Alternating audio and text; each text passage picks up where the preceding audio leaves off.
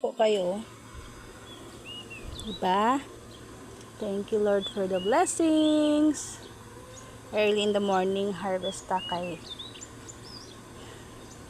Nindot yun din ay harvest. So, say maka less stress, diba? Makita mo ito. Oh. Magulay mi ani ron. Gabi nagkamuti taps man mi.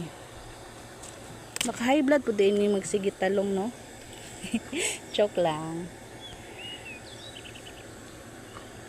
Yan. Ang daming na-harvest natin ngayon. Thank you so much for watching, guys.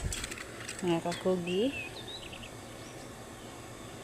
Mga friends, followers, and non-followers. Thank you so much. Yan po ang ating harvest ngayon.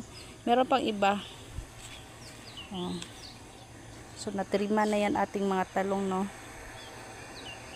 May bago na naman silang sanga.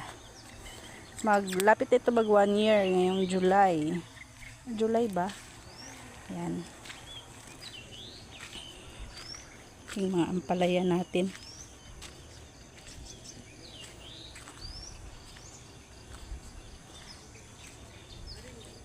Good morning. Thank you so much for watching. God bless. God loves you so much.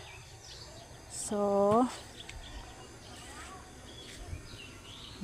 tanim tayo ng gulay para maging healthy tayo. Hindi lang always makait tayo ng mga panandalian na ulam.